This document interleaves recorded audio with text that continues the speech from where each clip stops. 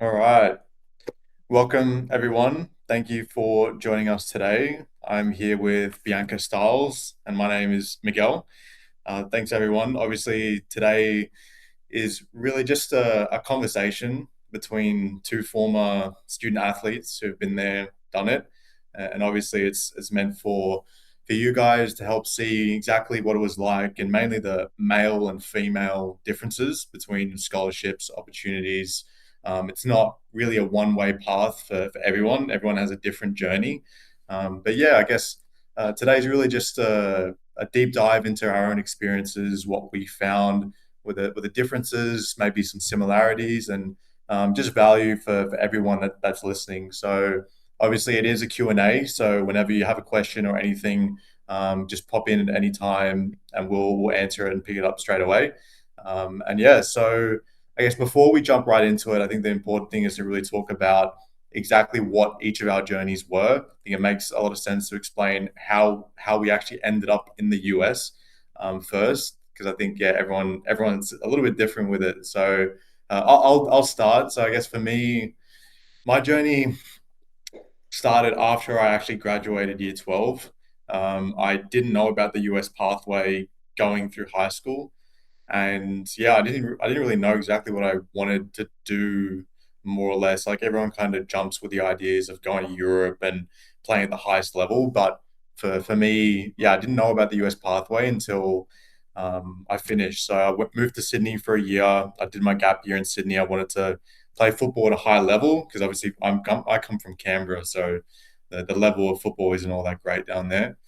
And so yeah, and then when I was over there, I kind of came across the idea about going, and then yeah, from there, I don't know about you, Bianca, but for me, it was like as soon as I found out about it, it was kind of like go go go. Like it was very intense straight from the minute I found it. So yeah, like once I found out about it, obviously started the kind of coach outreach, got in, started to speak out and reach out to coaches. And yeah, so my first school was a junior college in Kansas. I spent only a semester there, and I ended up having a really good season, and then transferring out to another school in Kansas on a full scholarship. So that was kind of nice. But that was my best year. NJCAA All American, scored like 17 goals. So that was kind of like the highlight of my college career. And then yeah, I transferred to two more JUCOs after that, um, and then graduated from Northeast Community College in Nebraska. And yeah, also had like a little of an ACL injury in that last year as well, which we'll definitely speak more about. And then yeah, I finished my last 2 years at Weber International, which is an NAIA in Florida, to get my bachelor's degree in sport performance, health and fitness. And yeah, so that, and then I also spent like three each year. I basically played one summer league season. I'll definitely like to talk more about that as well. But that's kind of my rundown of my experience. Bianca, what about you? Yeah. What was it like for you? Oh, wow. I mean, I think we both have kind like a lot of the things that you touched on hits home to me because there was a lot of similar experiences that I had to go through. However, I mine started off quite different. So I actually was a late bloomer playing football. I didn't start playing football till I was about 14, which I feel like this day and age is quite late to the game. So I went straight from playing boys football into women's football, and it kind of kicked off my career pretty early on. So then I was in the mix of in the New Zealand teams and the national teams and all the representable teams here in NZ. Then I ended up tearing my ACL for the first time at 14. So when that happened, I was pulled out of the New Zealand 17s. I was pulled out of all reps, and I was in bed recovering from this knee injury that, I mean, back then wasn't that common, and there wasn't as much research as there is now about it. But yeah, so I was 14 dealing with that, and I was like, well, what's next for me? Because I don't know if I want to stay in New Zealand. And then I was introduced to the pathway of going to the US. And then as soon as that kind of clicked in my head, I was like, this is what I'm going to do. And it was, like you said, full guns blazing. I actually ended up going with a different agency at the time, and I was kind of like same thing. It was thrown into the deep end. It was very rush, rush, rush. And so I went over in 2019. I graduated high school in 2017 from Rangitoto College in Auckland, New Zealand. Took 2018 as a gap year. And throughout my gap year was working, trying to save as much money as I could, trying to get myself over there. So then signed with the agency, did kind of a little bit of work in 2018, and then I ended up going in January of 2019. So I was put into a school called Union University.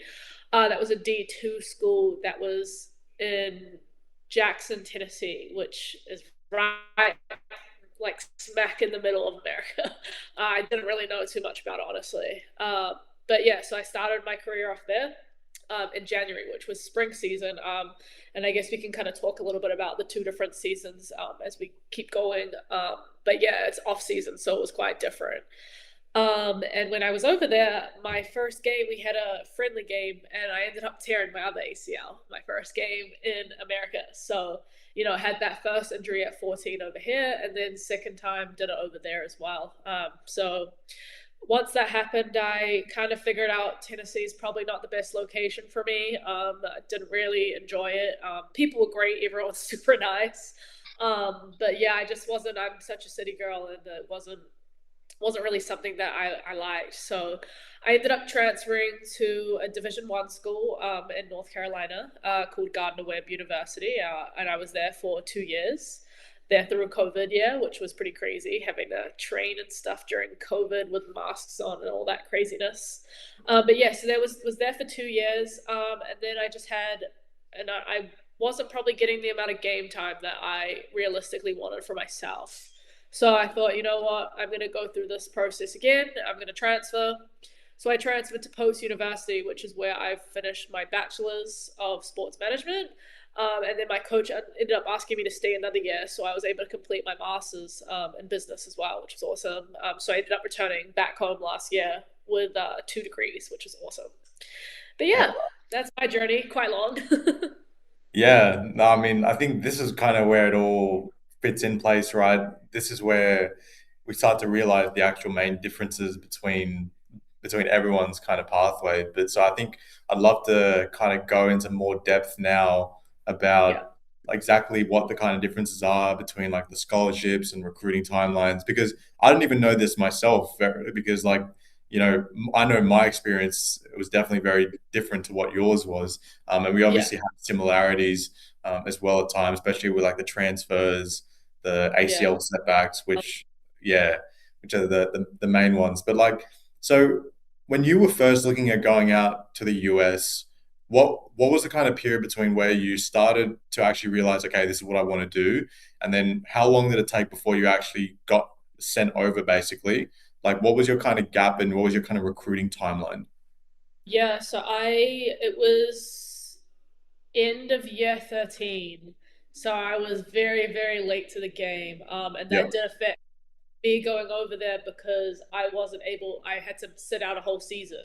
So I sat out the fall. I was supposed to go the fall of 2018. Ended up having to be pushed back even more because I had nothing situated, nothing ready. I was so late to like try to prep myself for everything. So they pushed me back to January of 2019, which is when I went. So, yeah, I think when I look back at it now, do I wish I was able to start the process early? 100%. I think it would have made a lot of my decisions that I've had to go through and kind of the adversity that I had to face. I think a lot of that would have been cut out if I just kind of started that process early. But yeah, it was like I think 9 months of preparation. And that also included me having to be set back to go into 2019. But yeah, Yeah, no, I definitely agree. Like that preparation is so valuable, especially when you realize how hard it is when you start late. I think yeah, for me it was the same. Like I said, I didn't know about it when I was in high school, and I only really decided I wanted to do it when I was after year 12 when I was in Sydney, and I would have been 18 at the time, whereas like most people ideally are starting, at 16, 17 years old. And you have more time to kind of prep yourself over and get ready for the experience, because it's not as like easy as what people think it is. Everyone, especially over in Australia and New Zealand, are used to training 3 times a week and You have a very kind of simple schedule, more or less. You go to school, but it's separate from your football, and you can kind of separate the things. But then, obviously, once you're in college, that's when you combine both, and you're a full time student and you're a full time athlete. And obviously, we'll talk more about kind of the actual similarities that we found over there. But yeah, I mean, I think for me, it really helped.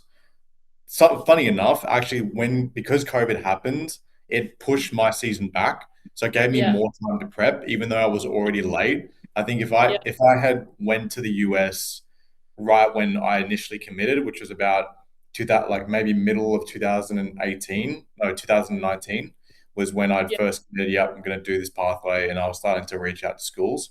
Um, Yeah.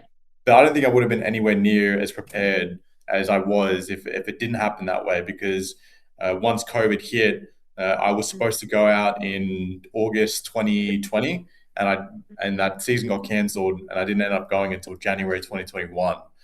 So that Yeah. was I mean, my I was actually in season when, that it all got kind of stopped. It was yeah, quite a strange experience. We were all at kind of practice, getting ready for like the year, getting ready for game times and stuff like that. And then we just got an email from, the director of the university, and they were like, all practices need to be stopped. Everyone needs to go back to your dorm. Like, you can mix within your team, but do not go and see other people in the basketball team or in yeah. the volleyball team. Like, it was just all separate. It was the weirdest experience. So I mean, I can imagine for you, like, you're getting ready for this experience, and then it's like, oh, actually, I mean, it's a good thing you had more time to be able to prepare, but like, it's quite a weird flip, I guess you can call it.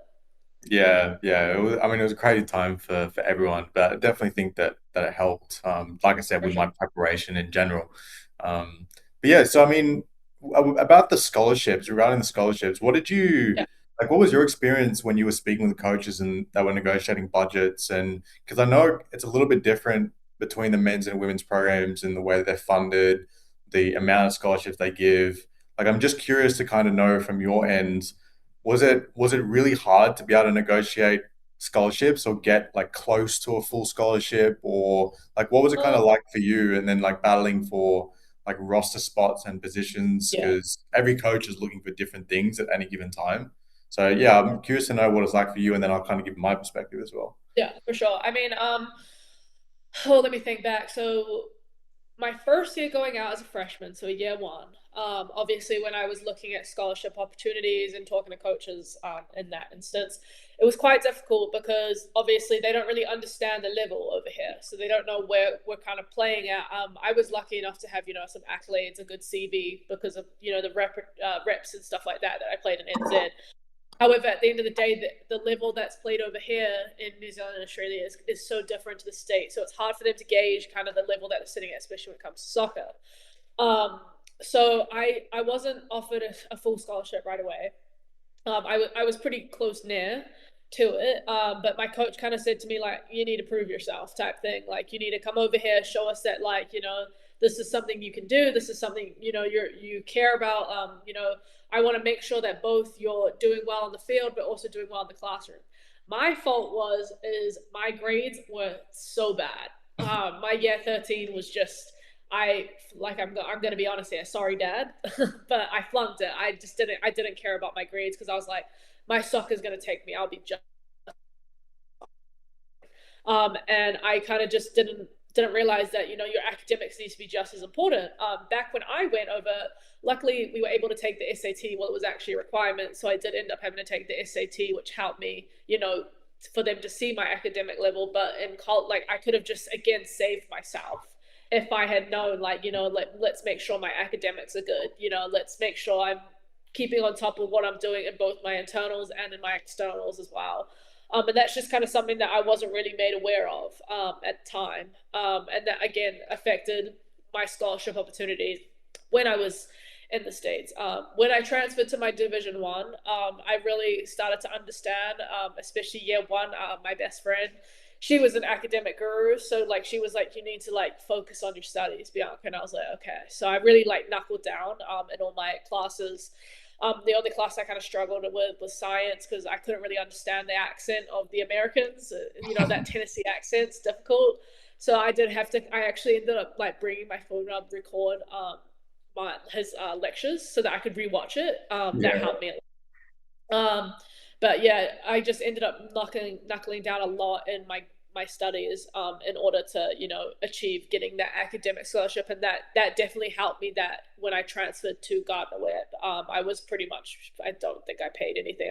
I can't really remember, but my scholarship was like obviously a lot better just because academics were good, and also athletically I had proven myself. I had showed showing up to training every day, performing day in day out, making sure like I wasn't doing, my nutrition was good. I was proving myself in the classroom because, as much as coaches are soccer coaches, they want you to be good students as well. And so my coaches, I actually remember like my first day of classes, like I said, wasn't really academically driven, but my coach said, everyone that's in the women's soccer team, I expect you to be sitting at the front of the lecture in the seats. So I was told I have to sit in the front row. And my like granted, my coach actually came to my class at 9 in the morning and made sure that we were all sitting there in the front row. Yeah. So like I said, coaches really care about like your academics and making sure you're a studious person. I think there's a lot of benefits to that as well. But yeah. But yeah, Yeah. what's your experience? Yeah, no, I mean, you resonate a lot with kind of my experience with it as well. Because when I was in high school, I didn't really care that much about school, to be honest. I was the same. I was probably like bang average C's, maybe a few B's here and there in the subjects that I really enjoyed. But apart from that, I just didn't really like I wanted to do enough to get into the degree that I wanted to get into. Like I did enough that I felt comfortable that I was going to be able to get there. But I didn't really think about anything more than that. I wasn't like trying to be a doctor. I wasn't trying to be like a lawyer. So I was like, oh, ATAR. Like in Australia, we use the ATAR. So it's like, what's really the point? And I was the same as you. I was just like, oh, football will be fine. Like I'm gonna play at a high level, and I'm gonna do really, and I was doing really well. So it's like, surely that'll be enough to get me to where I want to be, right? And university is not really my number one goal. But Yeah. but yeah, but then once you realize, or once the US pathway kind of came about, then that's when it was all of a sudden becomes very real. Like, wait, I could have saved myself so much money if I just really locked in while I was at high school. Because yeah, they half your scholarship is academic, more or less. Yeah. So when it's funny when you put a monetary value behind it, all of a sudden there's a little bit more motivation. There's Yeah. like once you realize that okay, a 3.0 GPA equals $15,000 in academic money, you're like, oh, damn, Yeah. that's pretty good. You know what I mean? So, Yeah. so yeah, that it was interesting for me once I went over there. My whole perspective on it shifted, and I went from like a straight C student to getting like straight A's, B's, and it really changed once I was over there, and I realized the value of it. But yeah, I think everyone kind of goes through a different experience with it. Some start out not so good and then they develop and get better. But I think at the end of the day, if you know about this stuff early, you can save Yeah. yourself the pain going Yeah. into it. I All think the Yeah, for sure. yeah, so I think that's where like our experiences are very useful for people to know now. Like if you are someone that's in year 10, 11, or even year 12 in your last year, and you are looking at going to the US, then yeah, really understand now that your grades are important, your football is important, or whatever sport that you're playing. But Hmm. don't disregard how important the academic part of it is. Hmm. And yeah, you'll never regret at the end of the year or the end of your graduation when you come out of with high distinction in your degree and you all of a Yeah. sudden now more recruitable to different businesses and companies and organizations. There's no Yeah. way you're going to come out of it at the end of those 4 years and say, oh, I wish I didn't study as hard, or you know what I mean. Yeah, exactly. you, Yeah, no, you're exactly. more likely going to be saying, oh, I wish I actually did better, or I wish I spent more time in the classroom, or like I wish I paid more attention to it so that I could help myself out in the long term. Because whether it's football or academics, you got to think of yourself as kind of a long term investment. Like a lot of what football and academics is, it's a long term investment. You're not gonna when you study during the week, or you train outside of training time a few hours a week, you're not gonna that following weekend, you're not gonna all of a sudden be Cristiano Ronaldo or Messi, or you're not gonna be, Einstein or whatever. But over the long term, that accumulates and compounds so that, as you go through it, eventually you're gonna get some really, really amazing results, right? Sure. Yeah. 100%. Yeah. So yeah, I think obviously it's talked a lot about the differences, and I'd love to kind of speak about some of the similarities that we've Yeah. experienced. Now that we've experienced it, we know kind of what the level was like. I am curious again to kind of figure out what you found the intensity was playing from New Zealand to the US and entering that environment. What was kind of the main differences you felt initially when you stepped into it in terms of the training level, the intensity, the competition in that female environment? What was it like for you? What were the differences? Okay, so the first thing that kind of pops to my mind, even just like listening to that question, is obviously I played. Trying to think of the club that I played for here in NZ before I left. I think it was Western Springs. And obviously I was super close with all the girls. It was such a, social, but like we're still competitive, right? When I went over to America, my first training session, and I'm like, bear in mind, like most of these girls are my roommates. Like, I've started to like would go to Walmart together to go when I needed to go and buy like groceries, just like little stuff like that. So I became super close with these girls. When we hit the field, it was like we were enemies. Like it was just like so competitive. Like I would be taking players out, they would be taking me out, and it was just super physical. And it was like fighting for a spot every single day. Like, no one wants to sit on the bench. No one wants to, everyone wants as many minutes as they can get. And so that is that shows, and that like really follows with making sure that you're proving yourself every single day in training. So I actually don't think I could afford ever to just show up to one practice one day and I'm like, oh, like I don't want to be here. Like it was always like, all right, like it's time to work. Like this is like I treated it as my job. This was my job. I needed to make sure, for the 2.5 to 3 hour practice that I had every day that I was leaving it all out on the field. Um, but yeah, it was super, super competitive. Training wise, like we would be training. When I think of like a day in the life of what I had, I think we'd have practice at 9 a.m., but you have to be there 30 minutes early. So coaches are there at 8:30. So you know what? You're actually going to be there at 8:15. So because you want to be there before the coaches get there. So I'm up at 7:45 every single day. I go to the field, get ready, get to the locker room, make sure got all my gear ready, have a little snack on the way. Then coaches show up at 8:30. We kind of have like a game plan of what the practice looks like. And then, we're training from 9 o'clock to 11. Right after that, I would go and do a little bit of recovery, just stretching, cool down, obviously, as a team. Then straight to the calf to get food. Once I would do that, I usually went straight to the trainers, physios, as we call them over here, but athletic trainers in America.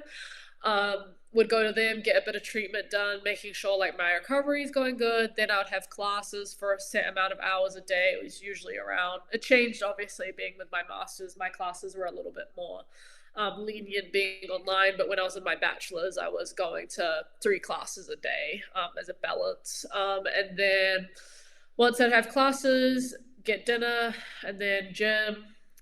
Would have training sessions in the gym in the evening, so you'd have that middle day to kind of recover. But you're in classes, so it's not that much of recovery. But yeah. Anyway, so would have the gym, dinner, and then try and fit some days into homework. So it's just a busy day as overall. Like I really felt like I was being treated as a professional student athlete because it's just so competitive.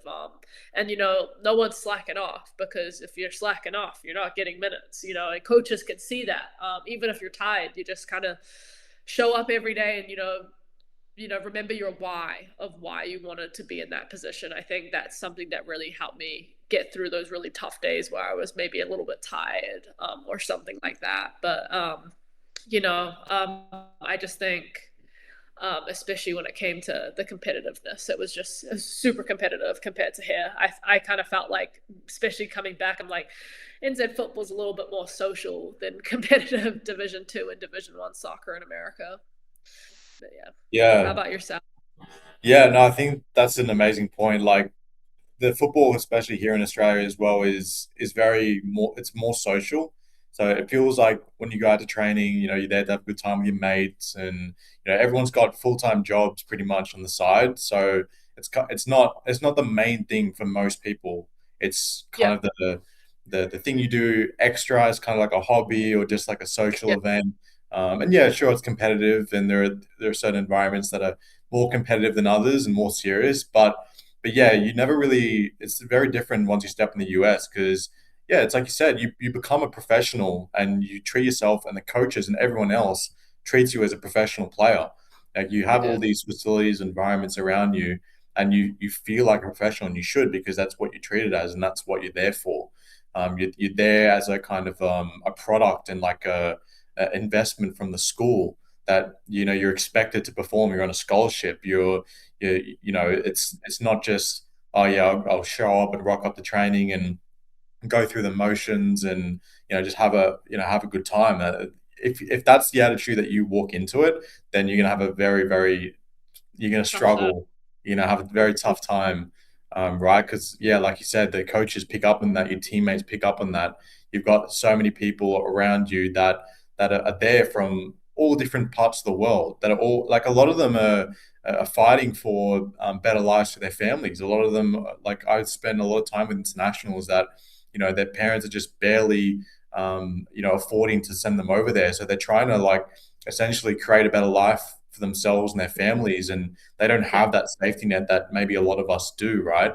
So that they're the kind of people that you're competing with, and yeah, that's a whole different ball game. When you got someone on your team that's really giving it absolutely everything, and you're a player that is just like there to have a good time and have the college experience kind of thing. Like you know you're gonna struggle, and if your priority is to get minutes to play to do well, then you can't go into it that mindset of, yeah, I'm just gonna have a college experience and do it like that. I mean, obviously, if that's the only reason why you're there, sure, that you can do it, right? But yeah, if you're someone that wants to get the absolute most out of the experience, if you want to play a high level sport, or even if you just want to open up doors for yourself, because for me, most of the value that I got over in the US wasn't necessarily in the sport itself, but it was the doors that opened up because of it, right?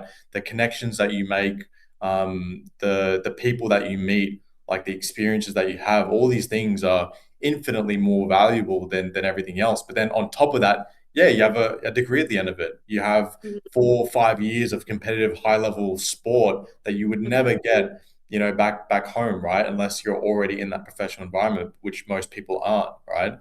So yeah, and I think I also really like your point about kind of remembering why you're there as well. I think that's something that you got to carry with you throughout that whole 4 or 5 years that you're there, is to just remember why you're there. There are going to be tough times. It's going to be hard at first to adapt to that level and adapt to that environment. But as long as you always keep that with you, that why you're there, and carry that with you in training while you're in the classroom, it makes a big difference. yeah. Yeah, like For yeah, And I think even just, I know you just touched on, some tough times and, why it's important to remember your why.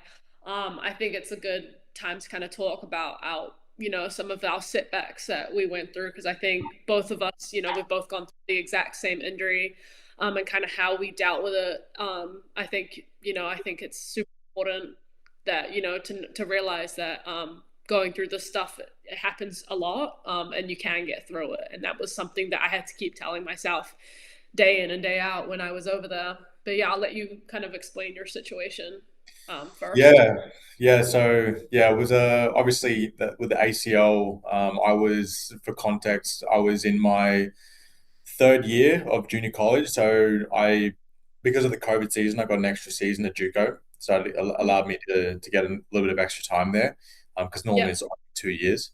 So I was at my third season and I was getting ready to transfer out to NCAA, NAIA. Obviously, it was a big season for me because that was the kind of one that coaches are going to look at when I enter that transfer portal.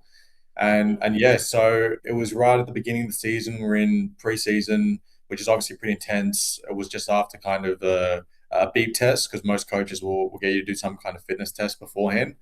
And then we played a training game right after the beep test. So this is the thing, right? Like you would never see that happening anywhere else, where you just have done a beep test, then all of a sudden you play a training match, 11v11, right? When are you ever going to see something like that, right? But that's what it's like in college. It's intense, and you got to be ready for it. Which unfortunately I wasn't. I might not have prepared myself in the best way possible, or focused a lot too much on my recovery or the way I was eating, sleeping, all these things. It's like it's all those little one percenters, right? Which is what I found makes a big difference. But yeah, so I was in that training game, and that's when the injury happened while I was playing, and yeah, so that pretty much ruled out. Obviously, with ACL, it's anywhere between 6 months and 12 months recovery, depending on how well it goes. And so that ruled out for me that whole season, and it was devastating, right? Because it was the last year that I was getting ready to move on, and that's what you're excited for. I spent the last 2 3 years, working my butt off so that I could have a good transfer experience and go to a good school, and then things like that happen, right? And yeah, it's hard, but the thing was it really changed my whole perspective on my journey, my development, my growth, because I realized in that moment that it can all be taken away for you in a split of a second, right? You have all of these plans and goals and things that are important, but in the blink of an eye, it can all be taken away, and all of a sudden, I'm sitting on the sideline watching my team play, and having a good season, albeit right. We won the conference, won the region, went to the national tournament, and there I am on the sideline watching the whole thing, just grinding, and working hard through my rehab and recovery so that I could get back out on the field. That was my drive. That was my motivation. But going back onto that point about the why, I think I probably lost my why in those first couple of years, and I was just so focused on, got to go D1, got to go to a really good school, and I really lost exactly what was driving me to the game, because I didn't start playing football, I didn't start playing soccer so that I could go and play D1. That wasn't my why. My why was because I loved it, Mm-hmm. because I was trying to, because I was doing something that I love and that I was enjoying Yeah. doing. And so I think what that whole experience taught me, it taught me how to find my why again, and Yeah. realize that rather than spending so much time worrying about where I'm going to play, or what level I'm going to play at, or what's next, always what's next, where Mm-hmm. am I going to go from here, right? As soon as I was able to step back on the field again, all I cared about was just playing. Yeah. All I cared about was just playing. I didn't care about, what school I transferred to, or what level I was going to play at, or whether I was going to go and, play in the Liga or play for the Australian national team. Of course, that's always something that I've kind of worked towards, and something that I've wanted to do since I was a kid, right? But Mm. but now, whenever I step on the field again and play, or even just train, I'm just grateful for the fact that I can step on the field again. And Yeah. and I don't know about you, but for me, that was really the biggest lesson that I learned from the whole thing, was just to be grateful to be able to play. And for athletes that are going into this experience, or maybe are already there, it's such a valuable lesson to learn, and it's something to think about, is that regardless of whether you've gone through an injury or not, you always got to just be grateful the fact that you're on the field. There's such a small percentage of athletes that ever get to be college athletes, that get to be student athletes in the US. Such a small percentage, right? Yeah. And you're one of those people. We are one of those people. So you got to step on the field and know that there are so many other people, thousands, millions, probably hundreds of millions of people Mm-hmm. that want to be in your shoes, whether you're playing JUCO, NAIA, NCAA D1, whether you're playing for a national team, regardless of where you're playing at, you're in such a small percentage of people that ever get a step on the field in a college environment. And so Mm-hmm. if you don't go into it with that gratitude, then again you're going to lose your why. It's gonna feel like a chore to step on the training field, to step on, when you got to wake up at 6 a.m., at 5 a.m. For a training session or for a lift. If you don't think, okay, wait a minute, yeah, it's hard, yeah, I'm tired, but this is what I've chosen to do, and I'm so lucky that I get to be here right now. It just completely Yeah. changes your mindset. Yeah. Yeah. 100%. What was it like for you? Oof. I mean, obviously, I kind of mentioned beforehand, I had my first injury at 14. So I was 14 years old when I first tore my ACL, which is extremely young. And I did it playing touch rugby. So not even soccer at that point. So that was when I was 14.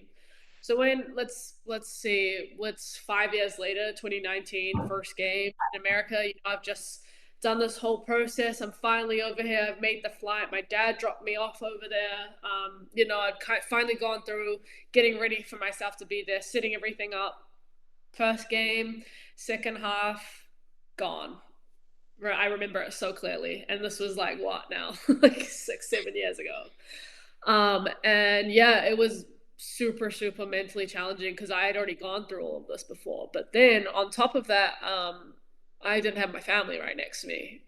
My family's on the other side of the world. And so I'm going through this whole process myself.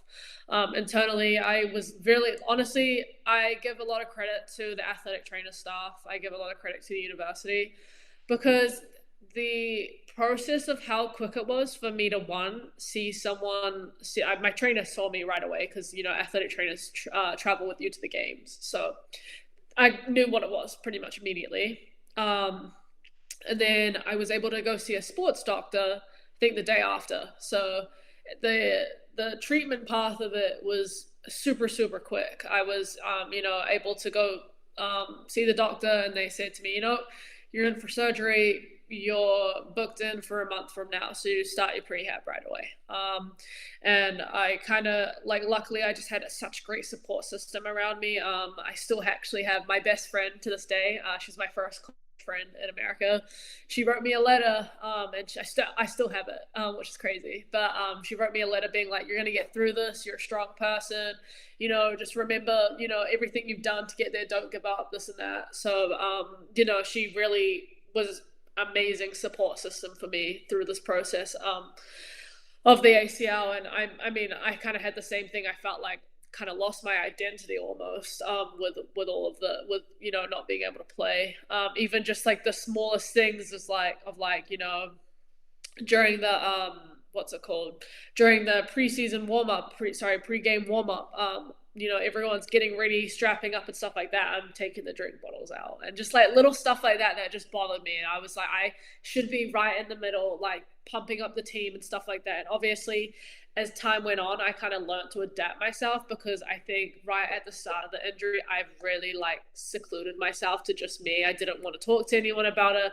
I just wanted to try and focus on what I had going on myself. And that was the wrong idea to do because I pushed myself away from my team. And that was tough because, at the end of the day, those are my support systems. And those people were the ones that, actually ended up helping me get through all of this. And I became way more motivated to make sure I was involved in the planning of games and stuff like that. I just if I couldn't be on the field, it was like, all right, what can I do to make sure I'm still on track of doing what my ultimate goal is, my ultimate why, but what can I do around that isn't going to be obviously playing football. So one of the things I did was my grades. I really pulled my grades out because I had a lot more time to really focus on all the studies. I started to think about what I really wanted to do post graduation with what kind of job I would need to study, what kind of degree I would need to get, like just like that kind of track. That I really was able to kind of think of that. But I just became, like I said, like you said, sorry. I just became super grateful for when I was going to be back. There'd be moments where I'd be watching the game and I'd have a flashback of like when I was playing. And so when I had my first, I remember right after when I started running again, and then I think my first contact, like the day I started contact, I remember I just went into this tackle, and it was just like this crazy tackle, like during training, and like I told you before, like I said before, it's super competitive during our training sessions, and obviously the girls, kind of forgotten that this is my first contact session back. So I went into this tackle, and it was like one of those tackles where it's just like, ooh, like that's nuts.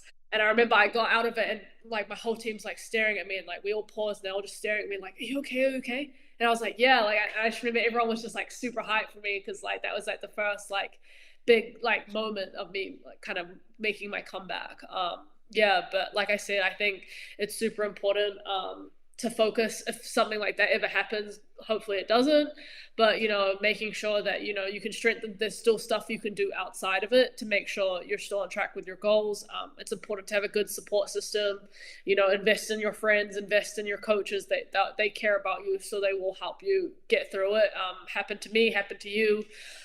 But yeah, I think outside of when I was going through that hardship, I know my coaches really kind of looked at me and saw, like, would want to see how I was as a character, going through that, and like kind of evaluated me almost, during a tough time like that. And coaches take note of that. So just something kind of important to keep in mind. But yeah, quite similar. Yeah, yeah, and I think that's a great point about the fact that you can do other things outside of it. Like it's people, it is devastating, right? Like all of a sudden, your whole kind of identity that you've built around yourself gets taken away from you. Like you're a footballer, that's what I'm here for, kind of thing. And then Yeah. if that goes away, whether it's 2 weeks, 3 months, a year, like regardless of how long it's taken away, yeah, you have to kind of find other things that that bring you fulfillment, bring you joy, and realize that there is more to it as well. You're not just there to be, whether it's a footballer or basketball, like whatever sport you're playing. Obviously, it's such a big part of it, but Hmm. yeah, you're not. That's not the only thing that there is to you. To me, like we're Hmm. such complex individuals, and we have other things going on that yeah, you can kind of almost rediscover, or maybe even find new passions and things Yeah. that you can find for yourself. I know that's what it was for me. Like I ended up finding a few different things that I just ended up becoming really passionate about, and it didn't take away from football or my ultimate goals, but it gave me some things to do and to feel, to bring more life back to myself during that time, because yeah, you have to find something else, and you have to find different things, whether it's focusing on your academics, whether it's going out and finding new hobbies, or even just reflecting on your own experience. And yeah, you'll find different things throughout that process, which will make it easier. But I definitely agree, having that support system is so important. Especially with ACL, right? Like especially in those first week, 2 weeks, there's not a Yeah. lot to do by yourself. Like there's I was actually really lucky. This family actually took me in, and they let me move to their house for 3 weeks. So, because obviously, my dorm at the time, like there was stairs to go up, and obviously I couldn't walk yeah. upstairs. Family actually let me stay with them for 3 weeks, which was super nice. But yeah, support systems are very, very important. Yeah, that I didn't have a family, unfortunately. I was in the dorm room when it happened, or I was in dorms, and actually, ironically, I was in one dorm room. Like there was probably at the school there was, I think, 3 or 4 separate dorms, and Mhm. I was in the only like building, or the only dorm building that didn't have a working elevator. Oh So so no. yeah, and obviously this was right as it happened, right? So what ended up happening was, yeah, because I was on crutches, I had to just like slowly, like very, very slowly climb up the Walk up. stairs and lift myself on the crutches. Obviously, I had people helping me, making sure I didn't fall down and Yeah. basically reset my whole knee again. But yeah, it's there wasn't a whole lot of things that you can do by yourself. Like you really do need help, and you did need a support system. I was lucky that my family were very involved, in the process, like they were calling me up pretty much every day, going, "Oh, hey, how are you going? How's things doing?" And like, and just having that kind of those people around you, I think is really important. Definitely. Yeah, because you don't want to ever feel like that you're going through that alone. It is going to be big when you lose such a big part of your life and your identity. It does feel that way. And you kind of want to close yourself off Yeah. and just kind of focus on yourself, and you don't really want to speak to a lot of people. But yeah, ideally you want to try and get out of that mindset early on and understand that it is okay to ask for help, and it is okay to speak with people and talk through about what you're going through. And yeah, you can, like, that's where you meet other people that have had similar experiences, and they might be able to give you some advice or different ways that they can help you, right? But Yeah. yeah, it's I think our journeys with that were, and the way we kind of developed over time was very similar. I think everyone that kind of goes through that process has a kind Mhm. of similar outcome at the end of it.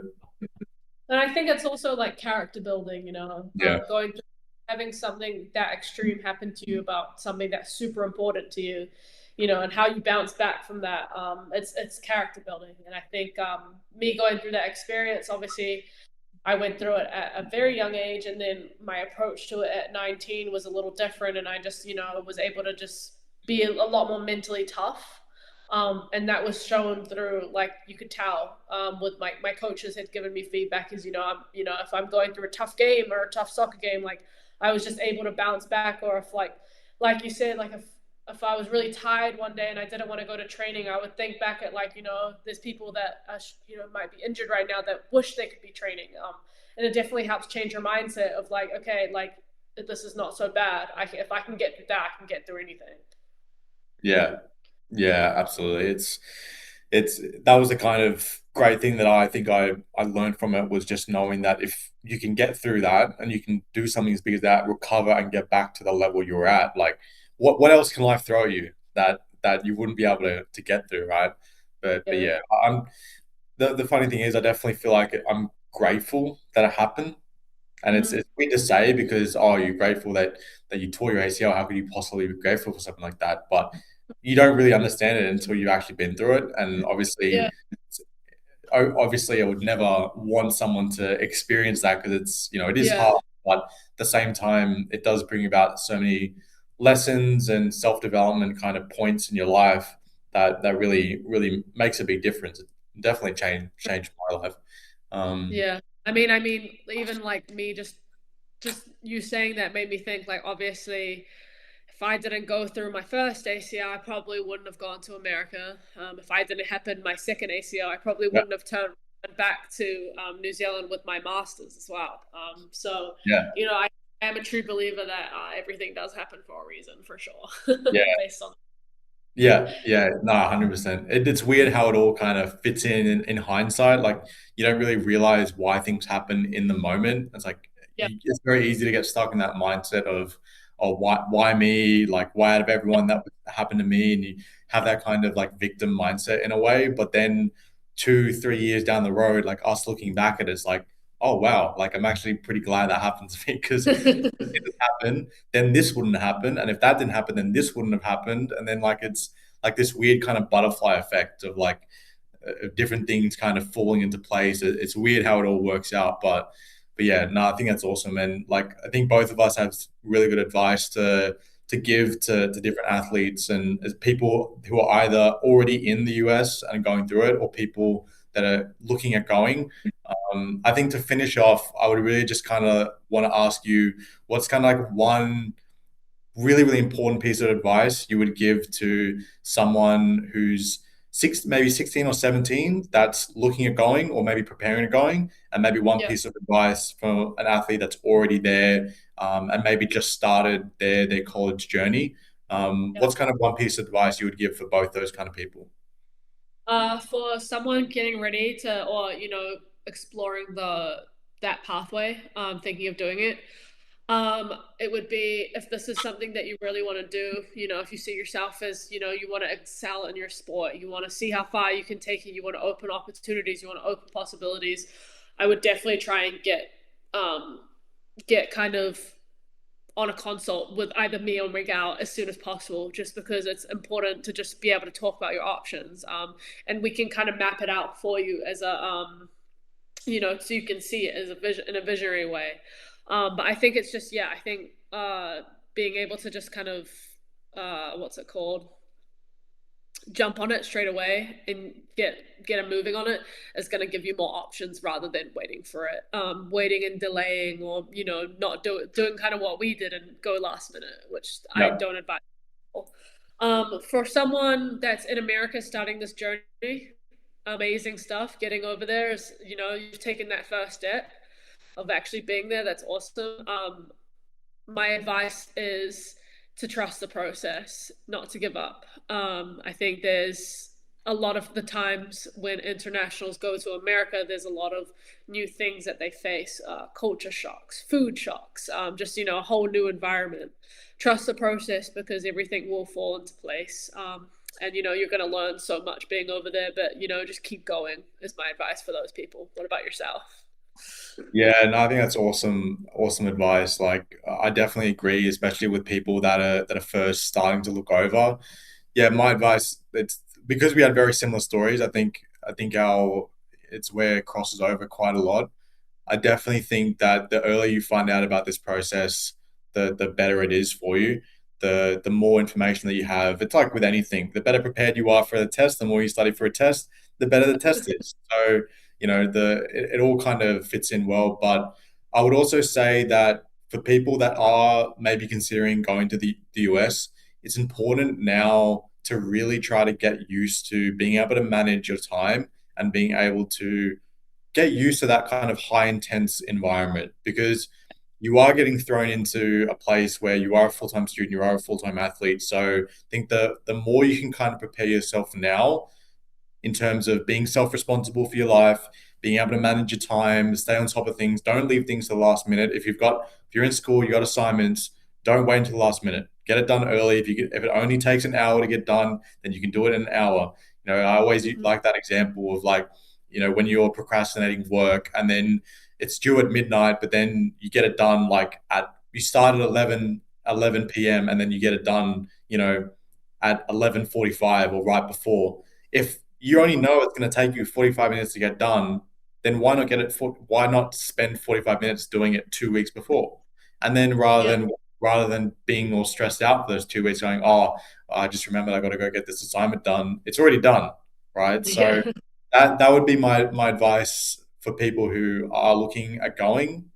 My advice for people who are already there, I would definitely use the same advice that I said about the ACL. I think you need to really understand the value of the US opportunity and you need to make the most of it because you're only there for 4 years, you're only there for 5 years, depending on whether you do a master's or whatnot. It goes by so quickly. It and I know everyone says it. Everyone always says, "Oh, it flies by." I remember people saying it to us when we were Yeah, like, ex- when I was a freshman, they were like, "Oh, like soak it up," and I used to be like, yeah, whatever. Like, just leave me alone, let me play. But yeah. yeah, you don't realize it until it actually happens to you. But yeah, I Till the know. day that you off the field, your last college. I Yeah, remember sobbing my eyes out the day that I walked off the field for my last college game. yeah. I would do anything to go back and be able to play again for sure. Yeah, and I tell that to all the athletes that I speak with and that are looking to work with us as well. It's like if I could be in your shoes again, I would be so excited. I'd trade everything just to be back in your shoes, getting ready Yeah. to go over. So, yeah, I think that would definitely be my advice for people going over. Yeah, I think it was really valuable to be able to speak and share our experiences. I hope that the people that are watching this continue to get that value out of it.